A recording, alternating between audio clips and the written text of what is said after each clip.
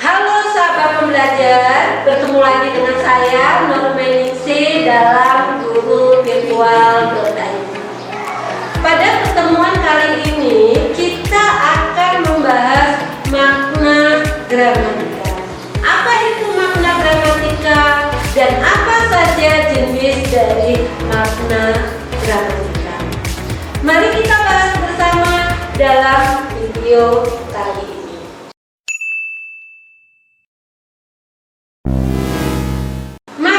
Gramatikal. Pengertian makna gramatikal adalah hasil hubungan antara bahasa dengan dunia luar.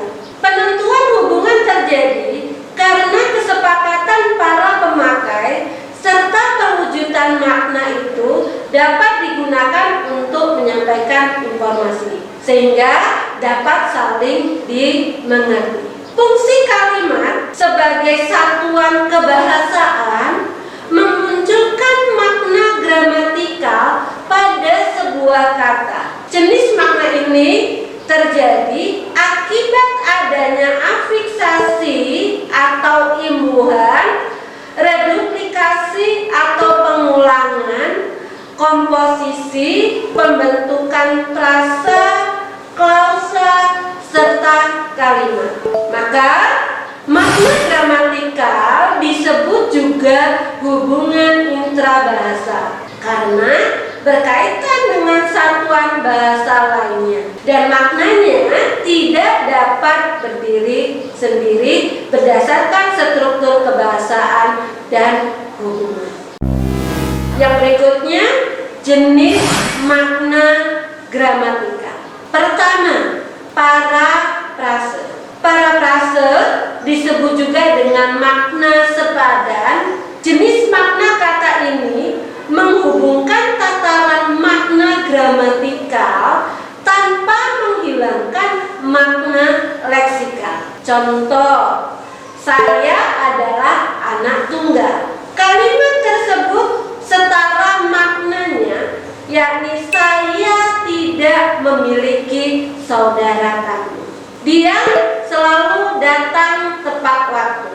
Kalimat tersebut setara dengan makna dia tidak pernah datang terlambat. Kemudian yang kedua, entailment, yakni makna yang terjadi akibat proses pembentukan hubungan dengan makna lainnya. Suatu makna dapat menyimpulkan makna lain yang berhubungan. Contohnya, Roni sekarang tidak bekerja. Kalimat tersebut berkaitan dengan makna lain seperti Roni pengangguran. Kemudian contoh yang kedua, dia kuliah di Yogyakarta. Kalimat tersebut berkaitan dengan makna lain seperti dia adalah seorang mahasiswa. Kemudian pembahasan yang ketiga, yakni praanggapan, yakni makna kata yang ditimbulkan dari asumsi atau anggapan. Contohnya, orang berkacamata pasti pintar. Semua orang kaya rupawan. Yang ketiga, orang Indonesia ramah.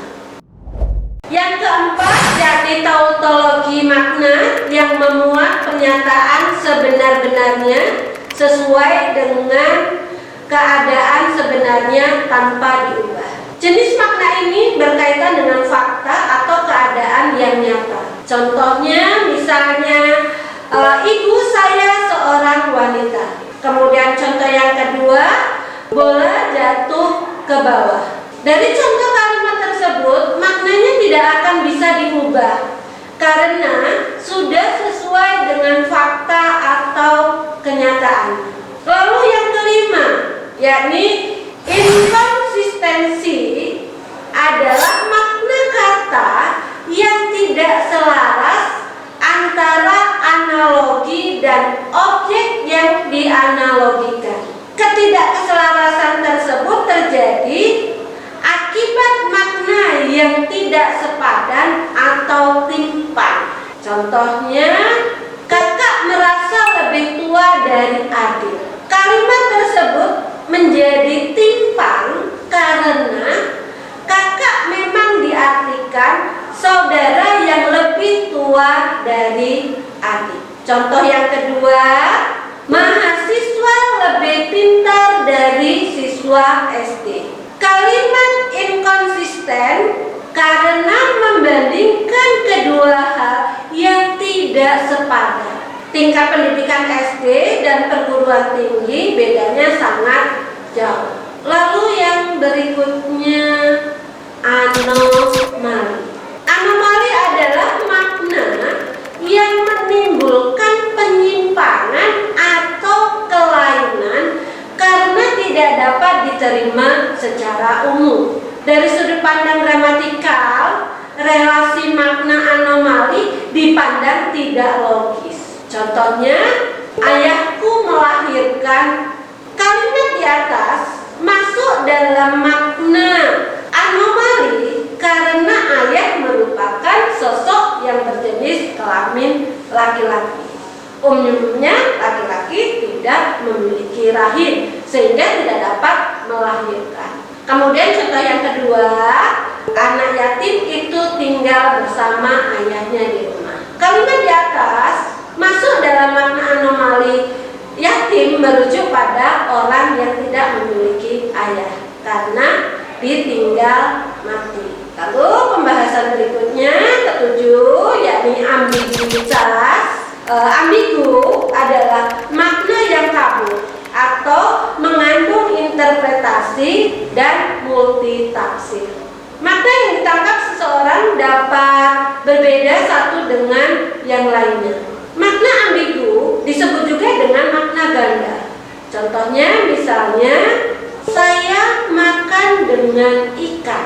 Kalimat di atas dapat bermakna saya makan menggunakan lauk ikan, tetapi dapat juga diartikan sebagai saya makan bersama dengan ikan. Contoh yang kedua, dia bawa motor.